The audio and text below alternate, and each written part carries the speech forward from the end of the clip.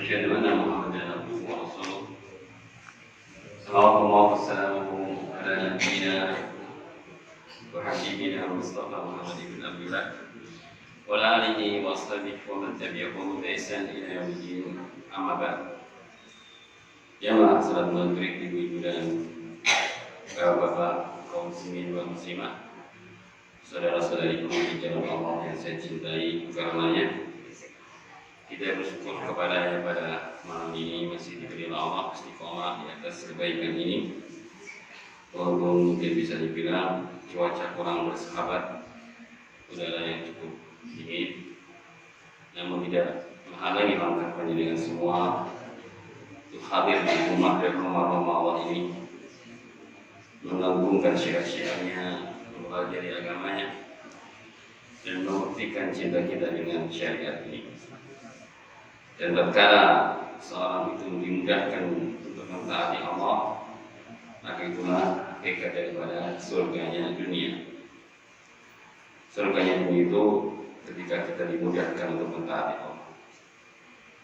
Orang yang tidak diberikan surga dunia, ia tidak akan mendapatkan surga di akhirat nanti. Inna fi dunya jannatun, kata Ibnu Taimiyah.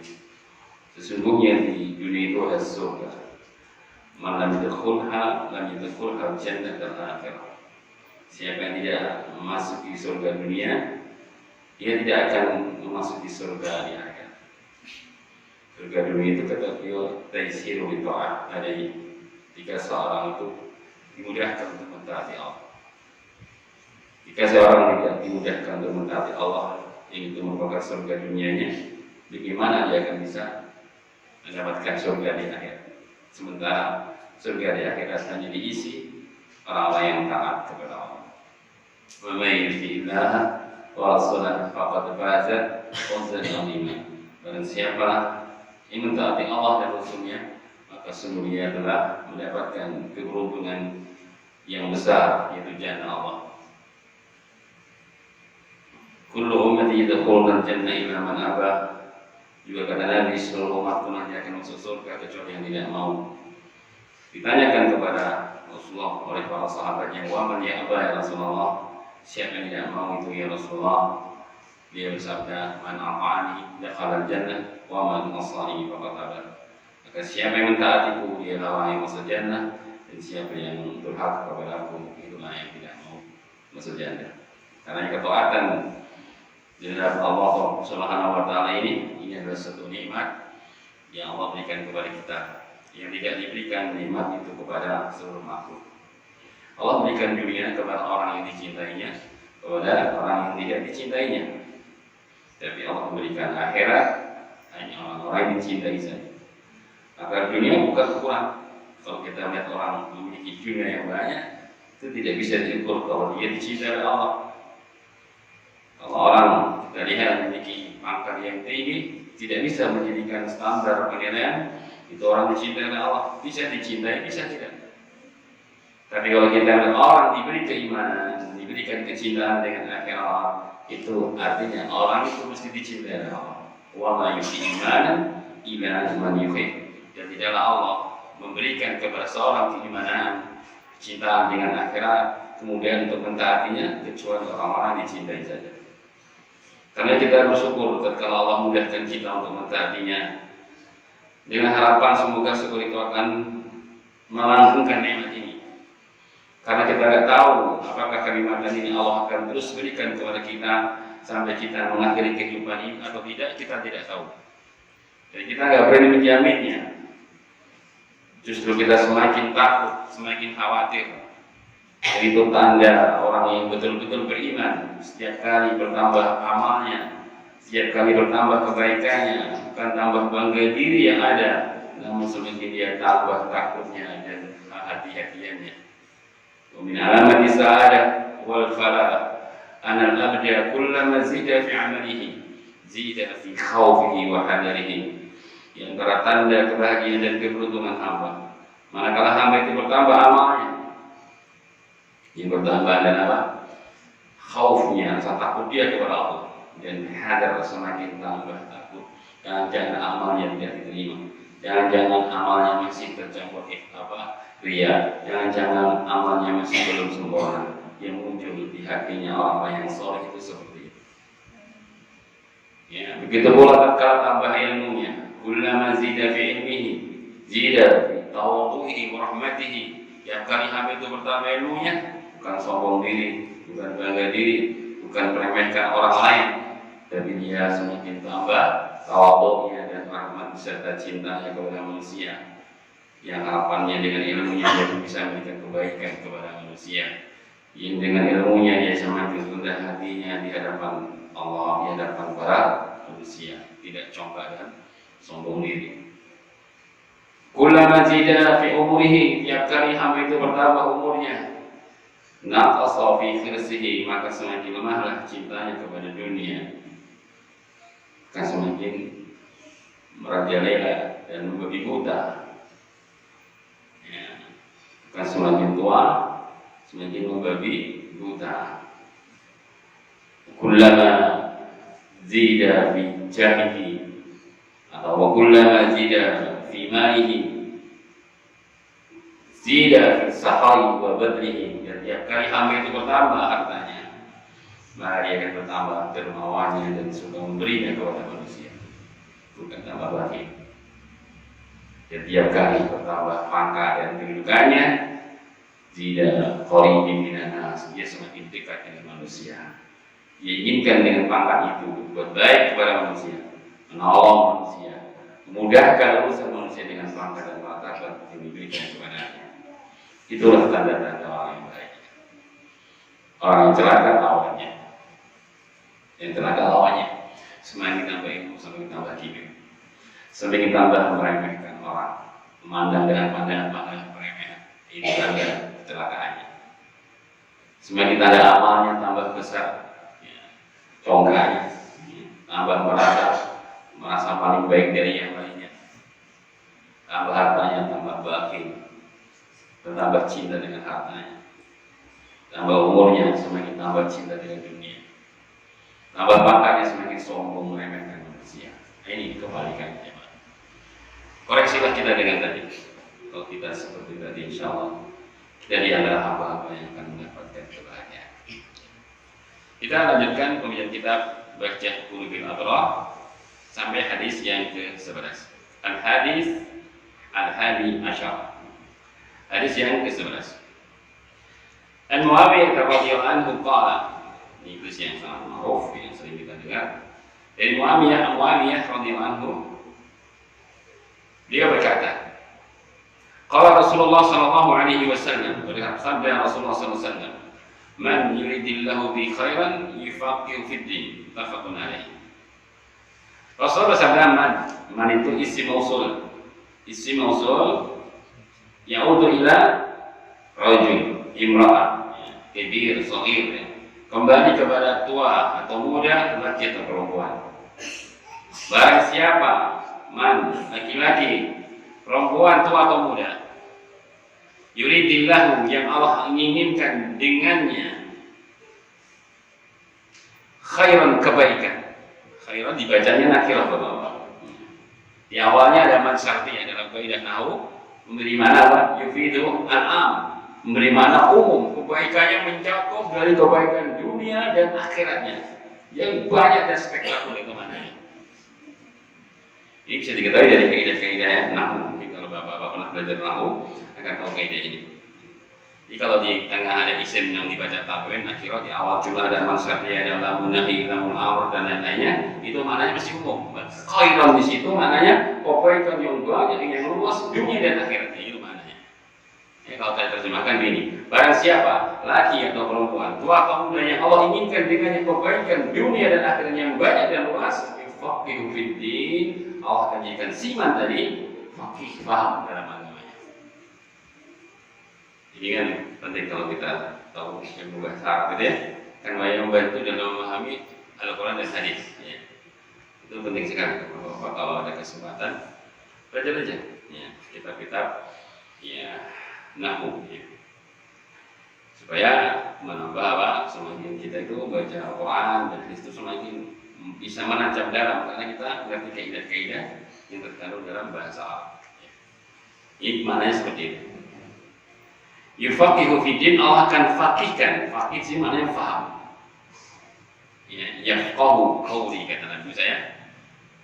Dimudahkan Allah berkata lisani wa yafqahu qawli. Allahumma bari mudahkanlah lisanku agar mereka faham, fakih, faham dengan ucapan. Maka fakih maknanya adalah Allah akan menjadikan siman tadi itu faham dalam agamanya. Itu makna hadis yang kita baca di Sahih riwayat Bukhari dan Muslim. Hadal hadis min a'zami fadaili al-ilm. Ini hadis merupakan tingginya kedudukan ilmu. Jadi tingginya kedudukan ilmu di hadis ini. Bapak-bapak pahami hadis ini menunjukkan tentang bagaimana tingginya kedudukan ilmu ya, yang ada di tengah-tengah umat ini. Ilmu itu perkara yang sangat tinggi. Maka orang yang pelajarinya mesti ditinggikan oleh Allah. Ya, orang yang mengamalkannya akan dimuliakan oleh Allah di dunia dan di akhirat. Ya fa'illahu alladziina aamanu minkum walladzina utul ilma darajat. Allah meninggikan derajat orang-orang yang beriman. Orang beriman itu derajatnya tinggi. Tapi orang beriman yang berilmu itu lebih lagi tinggi derajatnya nanti. Itu mana ilmu memiliki derajat yang tinggi. Makanya Imam Ahmad pernah berkata, al-ilmu la ya'dilu syai'un idza sahat niyatuhu. Ilmu itu enggak akan dibandingkan oleh apapun, enggak bisa dibandingkan oleh apapun kalau kita benar niatnya. Ya. Karena ilmu itu sudah merupakan hal yang pasti orang yang menyandang akan mulia. Nabi Yusuf alaihissalam dengan kekandangan yang menjadikan beliau dilempar ke penjara, tapi dengan ilmunya dijadikan menteri urusan pangan dan negara. Nabi Yusuf kan dilempar ke penjara gara-gara istri salahnya terfinah dengan ketampanannya. Namun Yusuf dikeluarkan dari penjara karena dia bisa mentafsir mimpi salahnya. Akhirnya beliau diangkat menjadi menteri urusan pangan negara. Ilmu yang menjadikan beliau mulia, sementara kekandangan wajahnya beliau dijebloskan ke penjara. Sampai hari ini anjingnya Ashabul Kahfi itu masih disebut manusia dalam Al-Quran karena anjing itu menemani orang-orang yang beriman dan berilmu. Sehingga anjingnya Ashabul Kahfi sampai hari ini disebut manusia sedunia karena termasuk dalam Al-Quran surah Al-Kahfi. Itu gara-gara apa? Anjingnya menemani orang-orang yang berilmu dan beriman. Muliakan sampai Allah itu anjing gimana? Ya, apalagi manusia mau belajar agamanya, itulah orang yang mau meninggikan derajatnya. Gak usah kita dengan niatan itu, Allah pasti akan muliakan. Gak usah dengan saya mau belajar lah biar saya dimuliakan orang, gak usah. Gak usah. Dengan ilmu yang kita amalkan, orang akan mengetahui dan akan memuliakan kita. Kita tidak usah niat belajar untuk dimuliakan manusia. Ya. Umar bin Khattab pernah ketemu dengan salah satu gubernurnya. Ditanya, siapa yang menggantikan kamu? Ya. Yang maula minal mawal, yang menggantikan aku adalah budak dari budak-budak kami. Kata Umar, budak kau jadikan pengganti. Asalnya budak nggak boleh jadi pimpinan. Jadi si gubernurnya ketika safar ketemu Umar di negerinya, yang mengganti dia sebagai gubernur itu ada seorang budak, jadi bekas-bekas budak kami. Maka Umar pun protes, kau jadikan budak sebagai pengganti kamu. Kata sahabat ini, iya, itu alim bil Quran, alim bil faraid, itu orang yang alim ilmu Al-Quran, hafal Al-Quran, jadi orang yang alim ilmu faraid. Ya, karena kealiman dengan Al-Quran dan faraid itu tentang waris, maka si budak ini dijadikan wakil gubernur oleh seorang gubernur. Apa yang menjadikan dia mulia? Ilmu. Apa yang menjadikan dia menjadi mulia? Ilmu. Ya, karena jamaah, jangan kita mengharamkan dari ilmu. Jangan kita malas-malas belajar. Lawan jasad ini dengan terus mengkaji agama Allah. Kita tahu semampu kita. Jasad ini jangan dituruti, maunya jasad itu santai saja. Ilmu nggak bisa didapat dengan santai itu. Harus rela, harus berjalan. Murojaah, mumarasah, muthala'ah, kadang menulis, kadang membaca, kadang mengulang lagi, mengulang-ulang pelajaran. Itulah ilmu. Seandainya kita datang di majelis mungkin nanti malam kita mengulang bacaan catatan kita, kamu bisa menghafal dihafalkan ilmu-ilmu itu. Itulah ilmu. Tapi itulah yang mengantarkan seorang menjadi mulia di sisi Allah Subhanahu wa Ta'ala. Nah, kemudian kata beliau, anal ilma fihi, pada hadis itu di atas, anal ilma nafi, bahwa ilmu nafi, ilmu yang bermanfaat itu alamatun ala sa'adatin abad, merupakan tanda dari kebahagiaan hamba. Ilmu nafi, ilmu yang bermanfaat, sudah sering saya sampaikan Bapak ya. Ilmu yang manfaat itu adalah dua, ilmu yang mengantarkan kepada khasyatullah, ilmu yang mengantarkan kepada rahmat, yang menggerakkan kepada amal, itu namanya ilmu nafi. Yang nanti kita setiap hari minta kepada Allah pada dulu subuh, Allahumma inni as'aluka ilman nafi'an, ya Allah, sungguh aku minta kepada ilmu yang bermanfaat, ilmu yang apabila diilmui menggerakkan pengalaman, ilmu yang apabila diilmui menjadikan dia semakin takut kepada Allah. Itu ilmu nafi. Nah, ilmu nafi itu alamatul ala sa'adatil abad, merupakan tanda atau alamat kebahagiaan hamba. Wa Allah arada bi khairan, yang dengan ilmu itu Allah inginkan khairan, kebaikan yang banyak dan luas tadi. Ya. Nah, wal fiqhu fid din, dan fikih atau faham dalam agama itu yashmulu al fiqhu fi usul iman, itu mencakup padanya fikih, pemahaman dalam pokok-pokok keimanan. Jadi yang dimana wal faqih itu yang ngerti dulu tentang usul iman, ini penting, pokok-pokok keimanan. Maka kita ngaji, kita usul iman ya. Silakan ngaji di masjidnya Bapak Badi, kita ngaji, kita usul iman, itu dibahas pokok-pokok keimanan. Kita harus mengilmui apa itu pokok-pokok keimanan. Itu baru akan bisa ke jenjang kefakihan, mencakup ilmu tentang usul iman. Ya. Kemudian masyarakat Islam, al-ahkam, dia ngerti syariat-syariat Islam dan hukum-hukum berkaitan dengan Islam. Jangan sampai seorang itu sudah rusak Islamnya nggak sadar. Jangan sampai orang sudah batal syahadatnya nggak ngerti, karena dia tidak tahu hukum-hukum seputar Islam dan syariat. Jadi dia harus belajar bagaimana hukum-hukum itu. Bapak ini al-ihsan, dia harus mengetahui pula tercakup padanya usul selain itu adalah hakikat daripada ihsan, berbuat kebaikan. Jangan sampai orang tidak berbuat kejelekan disangka suatu kebaikan. Jangan kira orang berbuat kebaikan padahal dia berbuat kejelekan. Dia harus tahu bagaimana pintu-pintu kebaikan, mana pintu-pintu yang mengantarkan kepada ihsan. Dia harus tahu supaya tidak terjatuh ke dalam ihtisan, yang dia sangka baik padahal tidak baik. Sebagaimana yang disebutkan dalam surah Al-Kahfi, qul hal nunabbiukum bi ahsanina a'mala alladziina dhalla sa'yuhum fil hayatid dunya wa hum yahsabun annahum yuhsinuna sun'a. Kul, katakanlah Muhammad, maukah kabarkan kepada kalian orang-orang yang paling rugi amalannya? Orang-orang yang paling rugi amalannya siapa? Alladzina dhalla sa'yuhum fil hayatid dunya. Itu orang-orang yang keliru, yang sesat usahanya di dunia, keliru amalnya. Wa hum yahsabun, namun mereka mengira bahwa amalnya tadi yuhsinuna sun'a, dia telah berbuat ihsan, berbuat kebaikan, melakukan kebaikan, padahal salah, keliru, sesat. Tapi dia mengira dianya berbuat kebaikan karena dia tidak paham hakikat daripada kebaikan-kebaikan. Pintu-pintu kebaikan dia nggak paham. Ini bahaya. Orang-orang tertipu nanti di akhirat, yang dikira membawa amal banyak, yang dikira suatu kebaikan, padahal dia di atas kesesatan. Khasyi'ah dalam surah Al-Ataka hadis sosial, wujuh yawma idin khasyi'ah amilatun nasibah. Amilatun nasibah. Amalnya itu payah saja, menghasilkan nasibah saja. Kepayah, tidak mendatangkan pahala, dan nasibah. Amalannya hanya mendatangkan kecapean. Karena dia beramal dia capek. Kadang capek tenaganya, kadang capek pikirannya, kadang capek juga hartanya keluar.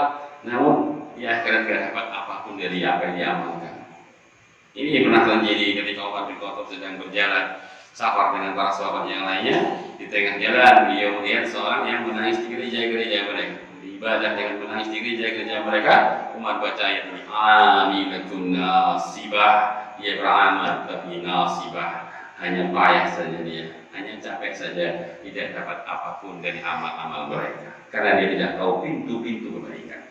Nah, seorang muslim harus mengetahui haqaiq al-ihsan, ya, hakikat kebaikan, supaya dia tidak salah, ya, dalam beramal kebaikan. Fa inna dina yashmulu thalathatu kulluha, maka Islam, agama ini tercakup pada yang tiga tadi: Islam, iman, ihsan. Ya kan? Kama fi hadis Jibril, sebagaimana dalam hadis Jibril, lama salat Nabi sallallahu alaihi wasallam anil iman wal Islam wal ihsan, wajabahu sallallahu alaihi wasallam bi hududiha. Maka sebagaimana hadis yang ma'ruf pada hadis Jibril, tatkala Jibril menemui Nabi dan dia bertanya tentang ahdini anil Islam. Pertanyaan pertama Jibril tanya, ya Muhammad, kabarkan kepadaku tentang Islam. Nabi menjawab dengan rukun Islam, anta syahada an la ilaha illallah wa anna Muhammadar Rasulullah wa tuqimus shalah wa tu'tiyaz zakah wa tasuma Ramadan wa takhruja bil baiti istata'ta ilaihi sabila. Ini 5 rukun harus diketahui semua. Apa itu iman syahadatain? Jangan sampai orang syahadatnya tidak benar, jangan sampai seorang tidak ngerti syahadatain. Ya. Bagaimana pernyataan la ilaha illallah asyhadu an la ilaha illallah, apa konsekuensinya, apa ilmu yang mengantarkan kepada kebenarannya. Bagaimana ucapan itu bisa terus istiqomah, tidak merusak, ya, dengan kesyirikan dan lain-lainnya. Asyhadu anna Muhammadar Rasul itu punya konsekuensi. Apa konsekuensinya? Orang sudah mengatakan asyhadu anna Muhammadar Rasul, ta'atu bima amara, tasdiqu bima akhbara. Ia mentaati apa yang beliau perintahkan, ia membenarkan apa yang beliau sampaikan, dan dia menjauhi apa yang beliau larang, dan tidaklah beribadah kepada Allah kecuali apa yang beliau syariatkan. Ini semua mempelajari dalam usul Islam, usul iman. Nah, jadi cakupannya sangatlah panjang. Bapak-bapak, ibu-ibu bisa nanti pilih mana ya. Ada pelajaran akidah, ikuti akidah, ya. Ada pelajaran berkaitan dengan muamalah, ikuti muamalah. Ya, fikih juga ikuti, supaya nanti bisa mencakup banyak ilmu dalam waktu yang tidak lama. Ya. Ya, minimal seminggu ada 3 kajian itu sudah bagus ya. Bisa beberapa ikuti pelajaran akidah, kita pagi jangan lepas ya. Usul salah sama usul iman diikuti, kemudian ikuti kitab fikih, ya, itu nanti bermuamalah dan lain-lainnya tentang syariah. Kalau bisa manhaj, kalau bisa manhaj, nah itu sudah 3 itu jangan bawa pelajari, sudah punya 3 saja, itu masya Allah, ya. Walaupun tidak di pondok, insya Allah Bapak alim dengan sendirinya, ya. Tahu-tahu sudah ngerti banyak luas dari Islam. Sungguh-sungguh ya, saya sering nasihatkan ya, kalau ngaji itu sungguh-sungguh. Sungguh-sungguh itu artinya apa? Ya, kalau tidak ada wudhu jangan bolos. Kalau hanya kermis ya berangkat aja. Yang paling jauh kan saya, ada yang lebih jauh dari saya. Ya. Sama Pak, kalau mau berangkat itu memang ujiannya berat. Saya sendiri jauh mau berangkat itu bawa di misalnya insya Allah. Itulah ujian kita. Bismillah, tawakkaltu ala Allah. Ya Allah, berikan jalan yang langkah-langkah, berikan jalan yang orang-orang ya Allah. Kemis yang menimpa tubuhku, jadikan saksi kebaikan aku nanti di akhir ya Allah. Aku menuntut ilmu agama begitu, supaya besar semangatnya. Kalau nggak begitu nanti malas. Hujan yang menetes tubuh kita menjadi saksi kebaikan nantinya mulutnya Allah. Debu yang kena tubuh kita, ketika kita naik motor untuk ilmu menjadi saksi kebaikan nanti di akhir kiamat semuanya. Angin berhembus menimpa tubuh kita akan jadi saksi kebaikan kita nanti di akhirat. Kita berjalan untuk menuntut ilmu, bisa dirikan. Seperti itu insya Allah akan kuat kita semangatnya. Tapi kalau ya baru sedikit ada ujian, baru belum hujan, kayak hujan aja nanti jangan kehujanan. Seperti itu gimana mau jadi baik ya? Nah, harus di jihad di tubuh ini ya. Jihad di berderujat. Tenanan gitu, diperahkan segala kemampuan. Apalagi ilmu. Bapak ingat ya, ilmu itu ajarul ibadat kata Ibnu Taimiyah. Ilmu belajar agama itu ajarul ibadah yang paling mulia di saat masa-masa fitnah seperti ini. Ya, di saat-saat seperti ini belajar agama itu amalan yang sangat mulia. Ya, amalan yang sangat besar. Kita lanjutkan. Jadi ilmu nafi, ya, ilmu yang merupakan saadah, tanda kebahagiaan. Al-fiqih adalah mencakup ilmu iman, ya, dari syariat Islam dan ihsan. Nah, wa fasala al-Islam bi qawaidihi al-khamas. Maka maka Rasulullah atau disebutkan dalam Islam dibangun di atas 5 kaidah ya. Sebagaimana yang sudah saya jelaskan tadi tentang syahadatain. Ya. Bapak-bapak pelajari dulu 5 rukun Islam ini. Syahadatain dulu. Apa itu syahadatain? Asyhadu an la ilaha illallah. Maknanya apa? Ada 2 rukun. Tasbih, isbat dan nafyun. Pertama, la ilaha illallah. Ini isbat. Nafi dulu, dinafikan tidak ada ilah. Dibuang dulu semua ilah. Baru tetapkan illallah. Jadi ada rukunnya menetapkan, menafikan dan menetapkan. Adapun kunci-kuncinya atau syarat-syaratnya ada 6 atau 7 ya. Pertama harus yakin, tidak boleh mengucapkan dengan kebimbangan. Ya. Kedua harus menerima, tidak boleh menolak kata-kata itu, kata-kata la ilaha illallah. Kemudian yang ketiga harus berilmu, ya. Maksudnya berilmu apa? Dia mengilmui apa itu konsekuensi orang yang sudah mengucapkan la ilaha illallah, jangan berbuat kesyirikan ya. Makanya Nabi kita mengatakan dalam riwayat Muslim, man mata wa huwa ya'lamu annahu la ilaha illallah dakhala jannah. Siapa yang mati dan dia mengerti dan mengilmui la ilaha illallah dakhala jannah. Dia belajar apa itu pembatal-pembatal la ilaha illallah, apa perusak-perusaknya, ya, apa yang menjadikan kuatnya dan lain-lainnya. Kita harus tahu tentang la ilaha illallah. Itu dipelajari kitab akidah. Ya. Kemudian asyhadu anna Muhammadar Rasulullah sudah kita jelaskan tadi. Ya. Kemudian baru setelah itu sholat. Pelajari sholat dalam kitab fikih, bagaimana kafiyah itu sholat yang benar, bagaimana rukun-rukunnya, apa itu wajib-wajibnya, apa sunnah-sunnahnya, ada sunnah fi'liyah, ada sunnah qauliyah, apa saja itu ya, dan semua terkait dengan sholat dipelajari semua. Nah ini sudah ya perlu banyak waktu. Ya. Kemudian setelah itu puasa, pelajari bagaimana fikih puasa, zakat dan lainnya. Itu rukun-rukun Islam yang 5 dipelajari semua. Ya, nah. Dia masuk iman juga dipelajari tentang iman. Ya, iman itu memiliki banyak cabang-cabang. Ya, Rasulullah mengatakan, ya, al-imanu bid'un wa sab'una syu'bah. Iman itu ada 73 lebih sekian cabang. Ya. Jadi iman itu memiliki 73 lebih cabang. Fa'alaha cabang yang paling tingginya qaul la ilaha illallah, maka ucapan la ilaha illallah. Wa benar, kemudian cabang yang paling rendahnya wa adnaha imatatul adha anit thariq, seorang menyingkirkan gangguan di jalan. Yang ketiga, wa haya usuhbatun minal iman, dan malu itu bagian dari iman. Itu katanya 73 lebih, kok cuma 3 yang saya terangkan dengan 3 ini meluas cabang-cabang yang banyak. Pertama tadi apa? Ucapan la ilaha, masuk di situ amalan-amalan lisan, masuk zikir, masuk baca Al-Quran, masuk amar ma'ruf nahi munkar, yang berkaitan dengan lisan. Itu masuk cabang-cabang keimanan. Itu ada apa yang kedua? Menyingkirkan gangguan dari jalan, masuk amal-amal fi'liyah, perbuatan tangan, perbuatan kaki, perbuatan badan. Masuk cabang-cabang yang kedua. Yang ketiga apa? Haya, malu, hati, masuk semua amalan-amalan hati.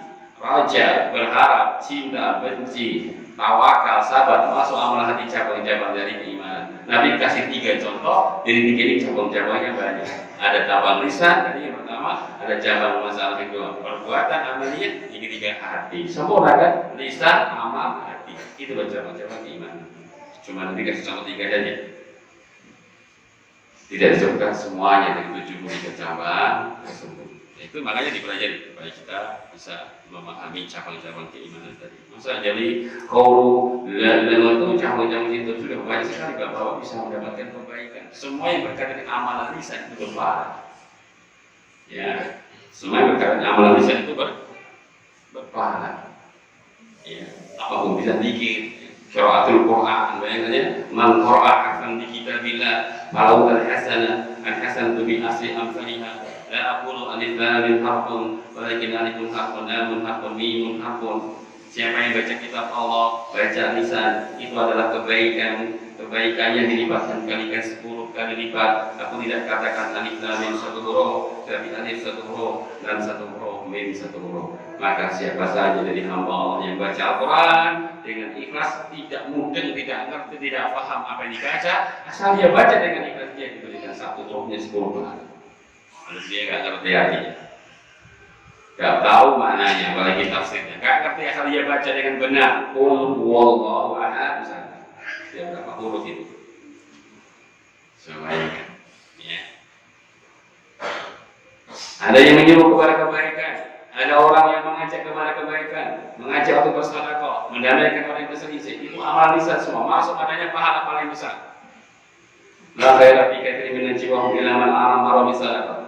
Ya, au ma'ruf, islahi bainan nas. Tidak ada kebanyakan kebisikan-bisikan mereka itu suatu kebaikan, kecuali orang berbisik-bisik untuk mengajak sedekah, berbisik-bisik untuk menyeru yang ma'ruf, berbisik-bisik untuk mendamaikan orang yang berselisih. Barang siapa yang berbuat demikian ingin mencari Allah, fasawfa nutihi ajran 'azima. Kata Allah, kelak kami akan siapkan baginya pahala yang besar. Siapa? Orang-orang yang menyeru kepada kebaikan, orang-orang yang mengajak untuk mendamaikan orang berselisih, orang-orang yang menyeru untuk bersedekah dan lain-lain. Lisan, amalan lisan, pahalanya luar biasa. Nah, itu satu cabang ya Pak ya. Bisa Bapak ambil pahala yang baik dari lisan saja. Ya. Lisan amalnya sangat besar. Yang kedua dari amal, apalagi amal. Tanggung jawab amal banyak sekali. Imatatul ada anitarik kata Nabi. Dicontohkan menyingkirkan gangguan di jalan. Ini cabang-cabangnya apa? Segala bentuk gangguan di jalan itu diharamkan. Jangan kita membuat orang suka menghalangi jalan. Bisa kita membuat jalan macet, bisa menjadikan jalan tidak nyaman dilewati manusia. Jadi kita semua dilarang. Sebaiknya adalah kita meluruskan jalan, melepaskan jalan, mengantarkan orang yang jalan. Amalan yang dikira remeh ini ternyata buahnya apa? Jannah. Rasulullah bersabda, laqad ra'aitu rajulan yataqallabu fil jannah fi syajaratin qata'aha min dhuhri tariq kana tu'ti an-nas, kata Nabi. Sebuah telah melihat laki-laki yang mondar-mandir ke jannah. Fi syajaratin qata'aha min dhuhri tariq, karena sebab dia memotong pohon di jalan yang mengganggu manusia. Amalannya ada pohon di jalan ganggu orang lewat, ditebas pohon itu sama si fulan tadi. Ternyata apa bisa menjadikan dia masuk jannah? Ya, masuk cabang ini bawa apa? Jadilah orang suka melancarkan jalan. Dan jangan jadi orang suka menjadikan macetnya jalan. Ya. Makanya para ulama Syekh Fauzan tidak membolehkan nyirami jalan dengan air kotor. Kalau Bapak nyirami dengan air keran bau bersih, halal karena menghilangkan debu. Orang yang lewat di musim kemarau tidak berdebu, dengan memberikan manfaat dan pahala. Tapi kalau airnya najis, tidak boleh. Kalau airnya najis nanti kalau nyipat di celananya orang yang naik motor gitu, yang menjadikan najis kan pakainya, Bapak tidak boleh. Kalau nyirami dengan air yang bersih itu berpahala. Tapi kalau airnya najis jadi masalah. Ya. Bagaimana keadaan orang yang melancarkan jalan?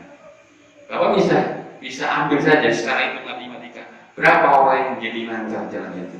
Kalau tiap kali jalan di depan Bapak itu Bapak lancarkan, Bapak bersihkan, Bapak sirami, berapa orang yang lewat di situ satu hari? Tinggal hitung saja pahalanya dengan sebanyak orang yang lewat di jalan Bapak.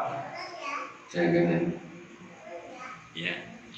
Makanya Rasulullah mengatakan aku dan laki-laki mau dapat di jannah karena hanya sebab pohon yang bebas tadi. Berapa orang yang kemudian lancar jalannya? Berapa ratus orang yang lewat sisi lancar semua? Subhanallah. Ya. Ternyata itu bisa menjadikan masuk jannah seorang amal yang dianggap remeh oleh manusia. Ini cabang-cabang tadi. Kalau bapak-bapak ini sudah tahu pintu-pintu kebaikan itu, masya Allah, dimanapun kita bisa berbuat baik, dimanapun kita bisa berbuat baik, dimanapun sudah ngerti apa? Ya, cabang-cabang daripada pintu-pintu kebaikan. Nah, iya, sabar banget saja. Ada pertanyaan sampai sini dulu sebelum saya lanjut. Nah, kemudian yang terakhir malu ya. Malu ini amalan hati. Malu ini kalau dikuatkan pada diri kita itu akan menjadi senjata yang ampuh untuk menghalangi kita dari berbuat maksiat. Apalagi ditambah dengan al-mahabbah, tambah lagi dengan al-khasyah. Sudah. Bapak mau wasiat Pertama, munculkan malu. Gak malu sama Allah. Ya, Allah berikan kamu banyak nikmat. Kau akan balas dengan maksiat kepada Allah, gak malu. Ya. Makanya ada seorang yang ahli maksiat, Pak. Dia gak bisa menghentikan maksiat. Dia datang kepada si alim. Kata si alim, sudah kalau Allah bisa berjihad, silahkan maksiat semua. Tapi caranya, kau jangan maksiat menggunakan iman Allah. Kalau maksiat jangan di bumi Allah, pindah sana ke negeri sana, buat bumi sendiri, maksiat di sana. Kau maksiat dengan tanganmu itu ciptaan Allah. Allah berikan kau, jangan maksiat dengan tanganmu. Kau jangan maksiat dengan matamu, dengan lisanmu, dengan telingamu, dengan kakimu. Ya mana mungkin saya maksiat tanpa menggunakan nama manusia apa nih Allah? Karena itu jangan maksiat. Ya kalau itu bisa bertobat. Mana kepada Allah Subhanahu Wa Taala. Telah banyak Allah berikan kita nikmat-nikmatnya, masa kita akan balas dengan kemaksiatan. Maka munculnya rasa malu pada diri hamba, malah lagi diri berbuat dosa.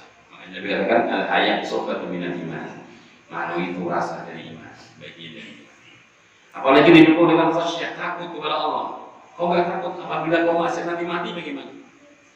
Waktu kau maksiat Allah cabut nyawa bagaimana? Nah, maka dengan menunjukkan takut ini kita pun bukan berpikir panjang mau maksiat. Bahkan banyak kejadian-kejadian orang sedang maksiat Allah ambil nyawanya. Sedang maksiat meninggal, banyak sekali kan kisah-kisah yang kita lihat. Kau tidak takut kalau kau maksiat kepada Allah cabut nyawamu. Ya, sehingga tidak jadi maksiat.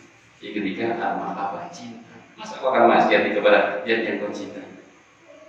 Nah, dengan tiga tadi Bapak Ibu, kalau kuat pada diri kita, rasa malu kepada Allah, rasa cinta dan rasa takut, insya Allah tiga senjata ini akan menjadikan Bapak Ibu tidak gampang maksiat, tapi malah gampang berbuat ketaatan.